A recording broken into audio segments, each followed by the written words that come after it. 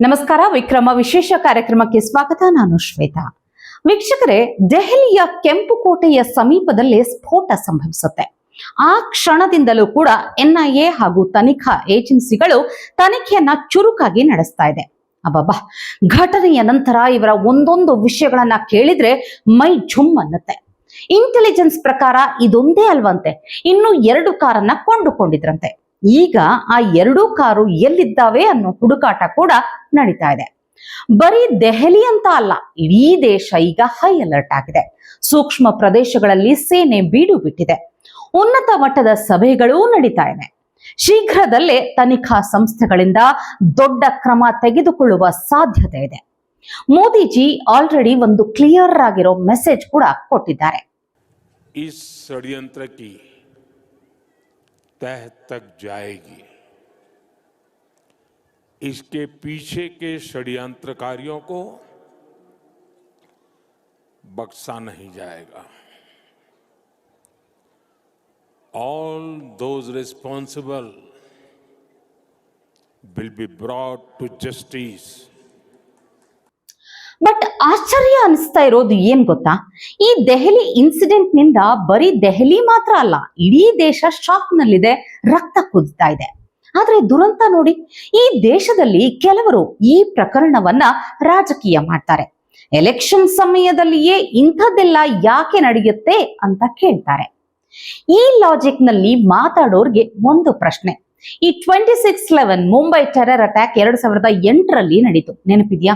2009ರಲ್ಲಿ ಕಾಂಗ್ರೆಸ್ ಲೋಕಸಭಾ ಚುನಾವಣೆಯಲ್ಲಿ ಗೆಲ್ಲುತ್ತೆ. ಹಂಗೆ ಇದೇ ಕಾಂಗ್ರೆಸ್ನ ಪ್ರಧಾನಿ ರಾಜೀವ್ ಗಾಂಧಿ ಅವರನ್ನ ಚುನಾವಣಾ ಪ್ರಚಾರ ಮಾಡುವಾಗ ಹತ್ಯೆ ಮಾಡ್ತಾರೆ. ನಂತರ ಅವರ ಅಸ್ಥಿಯನ್ನ ಇಟ್ಕೊಂಡು ಮತ ಕೇಳ್ತಾರೆ, ಎಲೆಕ್ಷನ್ ಅಲ್ಲಿ ಗೆಲ್ತಾರೆ. ಹಾಗಂತ ನಾವೀಗ ಇದೆಲ್ಲ ಚುನಾವಣಾ ಸಮಯದಲ್ಲೇ ಯಾಕಾಯ್ತು ಅಂತ ಕೇಳಕ್ಕೆ ಆಗತ್ತಾ? ಅದ್ ಯಾವ ಲಾಜಿಕ್ ನಿಂದ ಮಾತಾಡ್ತಾರೆ ಅನ್ನೋದೇ ಅರ್ಥ ಆಗಲ್ಲ ನೋಡಿ. ಕೆಲವರಿಗಂತೂ ದೆಹಲಿ ಇನ್ಸಿಡೆಂಟ್ ಹಾಲು ಕುಡಿದಷ್ಟು ಸಂತೋಷ ಆಗಿದೆ. ನೀವು ನಂಬೋದಿಲ್ಲ, ಕಾರ್ ಸ್ಫೋಟವನ್ನ ಗೇಲಿ ಮಾಡ್ತಿದ್ದಾರೆ. ಅಸ್ಸಾಂನಿಂದ ಒಂದು ಸುದ್ದಿ ಬಂದಿದೆ. ಒಬ್ಬ ಮೌಲಾನ, ನಿವೃತ್ತ ಪ್ರಾಂಶುಪಾಲ ಅಂತ ಬೇರೆ, ಅದೇನು ಪಾಠ ಮಾಡ್ತಿದ್ನೋ ಏನೋ ಗೊತ್ತಿಲ್ಲ, ಈತ ಸೋಷಿಯಲ್ ಮೀಡಿಯಾದಲ್ಲಿ ಪೋಸ್ಟ್ ಮಾಡಿ ದೆಹಲಿ ಕಾರ್ ಸ್ಫೋಟದ ಸಂಪೂರ್ಣ ಪ್ರಕರಣವನ್ನ ಚುನಾವಣಾ ಎಜೆಂಡಾ ಅಂತ ಹೇಳಿಕೊಂಡು ಗೇಲಿ ಮಾಡ್ತಾನೆ. ನಮ್ಮಲ್ಲಾಗಿದ್ರೆ ಬಿಡಿ, ಸಿಎಂ ಸಾಹೇಬ್ರು ಹಾಗೂ ಖರ್ಗೆ ಅವರ ಸುಪುತ್ರನೇ ಹಾಗೆ ಹೇಳೋವಾಗ ಇದು ಮ್ಯಾಟರೇ ಆಗ್ತಿರ್ಲಿಲ್ಲ. ಆದ್ರೆ ದೇಶದ ವಿಷಯ ಅಂತ ಬಂದಾಗ ಹಿಮಂತ್ ಬಿಸ್ವಾ ಶರ್ಮಾ ರಾಜಿ ಆಗೋ ಮಾತೇ ಇರ್ಲಿಲ್ಲ. ಕೂಡಲೇ ಅಸ್ಸಾಂ ಪೊಲೀಸರು ಸಿಲ್ಚಾರ್ನಿಂದ ಆ ನಿವೃತ್ತ ಪ್ರಾಂಶುಪಾಲ ನಜ್ರುಲ್ ಇಸ್ಲಾಂ ಬರ್ಭುಯಾನನ್ನ ಒದ್ದು ಎಳೆಕೊಂಡು ಬಂದಿದ್ದಾರೆ. ದೆಹಲಿ ಸ್ಫೋಟವನ್ನ ಗೇಲಿ ಮಾಡಿದ ಆರೋಪದ ಮೇಲೆ ನಜ್ರುಲ್ ಇಸ್ಲಾಂನನ್ನ ಅರೆಸ್ಟ್ ಮಾಡಲಾಗಿದೆ. ಕಾರಣ, ಈತ ಹಾಕಿರೋ ಪೋಸ್ಟ್ ಸಮಾಜದ ಸ್ವಾಸ್ಥ್ಯವನ್ನ ಕದಡಬಹುದು, ಜನರನ್ನ ಪ್ರಚೋದನೆ ಮಾಡಬಹುದು ಅನ್ನೋ ಕಾರಣಕ್ಕೆ. ಹಾಗಾದ್ರೆ ಈಗ ಸಿದ್ದರಾಮಯ್ಯ ಹಾಗೂ ಪ್ರಿಯಾಂಕ್ ಖರ್ಗೆ ಅವರನ್ನು ಅರೆಸ್ಟ್ ಮಾಡಬೇಕು, ಅವರು ಹೇಳಿದ್ದು ಇದೆ ಅಲ್ವಾ? ಅಸ್ಸಾಂ ಸಿಎಂ ಹಿಮಂತ್ ಬಿಸ್ವಾ ಶರ್ಮಾ ಅವರು ದೇಶದ ವಿಷಯ ಬಂದಾಗ ರಾಜಿ ಮಾಡಿಕೊಳ್ಳೋ ಪ್ರಶ್ನೆಯೇ ಇಲ್ಲ. ಅದನ್ನ ಅವರು ಮತ್ತೆ ಸ್ಪಷ್ಟವಾಗಿ ಹೇಳಿದ್ದಾರೆ. ಹಿಮಂತ್ ಬಿಸ್ವಾ ಶರ್ಮಾ ಅವರು ಮೊದಲೇ ಹೇಳಿದ್ರು, ಮೊದಲು ದೇಶದಲ್ಲಿ ಮದರಸಾಗಳನ್ನ ಬ್ಯಾನ್ ಮಾಡಿದ್ರೆ ಸರಿಯಾಗುತ್ತೆ ಅಂತ. ಇದೆಲ್ಲ ನೋಡ್ತಾ ಇದ್ರೆ ನಿಜಾನೇ ಅನ್ಸತ್ತೆ. ನೋಡಿ, ಈ ದೆಹಲಿ ಸ್ಫೋಟಕ್ಕೂ ಮುನ್ನ ಈ ಉಗ್ರ ಮಸೀದಿಯೊಂದರಲ್ಲಿ ಮಲಗಿದ್ನಂತೆ. ಹಾಗಾದ್ರೆ ಮಸೀದಿಯಲ್ಲಿ ಆ ರಾತ್ರಿ ಏನ್ ಮಾಡ್ತಿದ್ದ ಆತ? ಕೇಳಿದ್ರೆ ಭಯೋತ್ಪಾದನೆಗೆ ಧರ್ಮ ಇಲ್ಲ ಅಂತಾರೆ. ಹಾಗಾದ್ರೆ ಇದೆಲ್ಲ ಏನು? ಒಂದು ಮುಸ್ಲಿಂ ಯೂನಿವರ್ಸಿಟಿಗೆ ಯಾವುದೋ ದೇಶದಿಂದ ದುಡ್ಡು ಬರುತ್ತೆ, ಇಡೀ ಸ್ಫೋಟಕ್ಕೆ ಸಂಚು ಅಲ್ಲೇ ನಡೆಯುತ್ತೆ. ದಾಳಿ ನಡೆಸುವ ಮುನ್ನ ಮಸೀದಿಯಲ್ಲಿ ಉಗ್ರನಿಗೆ ಮಲಗೋಕೆ ಜಾಗನೂ ಸಿಗತ್ತೆ. ಇದಕ್ಕೇನಂತೀರಾ? ಅಲ್ಲ, ಪ್ರಿಯಾಂಕ್ ಖರ್ಗೆ ಅವರೇ, ಕೈಯಲ್ಲಿ ದಂಡ ಹಿಡಿದವರು ಭಯೋತ್ಪಾದಕರಂತೆ ಕಾಣಿಸ್ತಾರೆ. ಸಿದ್ದರಾಮಯ್ಯ ಅವರಿಗೆ ಕುಂಕುಮ ಹಚ್ಕೊಂಡವರನ್ನ ನೋಡಿದ್ರೆ ಭಯ ಆಗತ್ತೆ. ಆದ್ರೆ ಒಂದೇ ಒಂದು ಸಲ ಕೂಡ ಇವರ ಬಗ್ಗೆ ಮಾತಾಡೋದಿಲ್ಲ. ಈ ದಾಳಿಯಲ್ಲಿ ಇಲ್ಲಿಯವರೆಗೆ 12 ಜನರು ಸಾವನ್ನಪ್ಪಿದ್ದಾರೆ, ಇನ್ನೂ ಅನೇಕ ಜನರು ಗಾಯಗೊಂಡಿದ್ದಾರೆ ಕೂಡ. ಸಂತ್ರಸ್ತ ಕುಟುಂಬಗಳ ಮನೆಗಳಲ್ಲಿ ಅಳಲು ಮತ್ತು ಗದ್ದಲವಿದೆ. ಆದ್ರೆ ಇನ್ನೊಂದು ಕಡೆ ನಿವೃತ್ತ ಪ್ರಾಂಶುಪಾಲರಂತಹ ಕೆಲವರು ಈ ವಿಷಯವನ್ನ ರಾಜಕೀಯ ಮಾಡೋಕೆ ಹೊರಟಿದ್ದಾರೆ. ಬಟ್ ಇದೆಲ್ಲ ನಮ್ಮಲ್ಲಿ ನಡೆಯೋದಿಲ್ಲ ಅಂತ ಬಿಸ್ವಾ ಶರ್ಮಾ ಖಡಕ್ ಆಗಿ ಸೂಚನೆ ಕೊಟ್ಟಿದ್ದಾರೆ. ಅಸ್ಸಾಂ ಸಿಎಂ ಮಾಡಿದ ಟ್ವೀಟ್ ನಲ್ಲಿ ಏನಿದೆ ಅಂತ ನೋಡೋದಾದ್ರೆ, ದೆಹಲಿ ಬಾಂಬ್ ಸ್ಫೋಟದ ಸುದ್ದಿ ಸಾಮಾಜಿಕ ಮಾಧ್ಯಮದಲ್ಲಿ ಬಂದಾಗ ಒಂದು ನಿರ್ದಿಷ್ಟ ಸಮುದಾಯದ ಕೆಲವು ಜನರು ಅದನ್ನ ಗೇಲಿ ಮಾಡಲು ಪ್ರಾರಂಭಿಸಿದ್ರು ಮತ್ತು ಹಾಹಾ ಎಮೋಜಿಗಳನ್ನ ಹಾಕಿದ್ರು.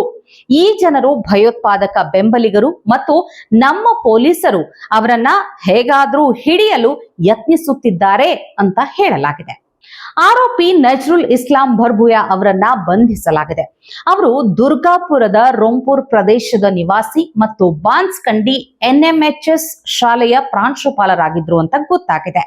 ನಜ್ರುಲ್ ಇಸ್ಲಾಂ ಅವರು ಫೇಸ್ಬುಕ್ ನಲ್ಲಿ ಸ್ಫೋಟದ ಸುದ್ದಿಯ ಬಗ್ಗೆ ಪ್ರತಿಕ್ರಿಯಿಸುತ್ತಾ ಚುನಾವಣೆ ಬರುತ್ತಿದೆ ಅಂತ ಬರೆದಿದ್ದು, ಇದು ರಾಷ್ಟ್ರೀಯ ಭದ್ರತೆಗೆ ಸಂಬಂಧಿಸಿದ ವಿಷಯಕ್ಕೆ ರಾಜಕೀಯ ಬಣ್ಣ ಬಳಿದ ಆರೋಪಕ್ಕೆ ಕಾರಣವಾಗಿದೆ.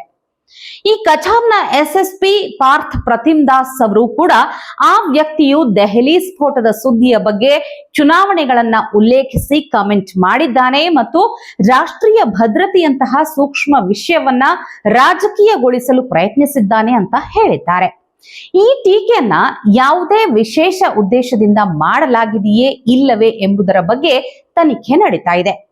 ಸರಿಯಾಗೇ ಇದೆ, ಯಾರಿಗ್ ಗೊತ್ತು, ನಾಳೆ ಈತನಿಂದಲೇ ಇನ್ನೊಂದಷ್ಟು ಇಂಥ ಕ್ರಿಮಿಗಳು ಹುಟ್ಟಬಹುದು ಅಲ್ವಾ?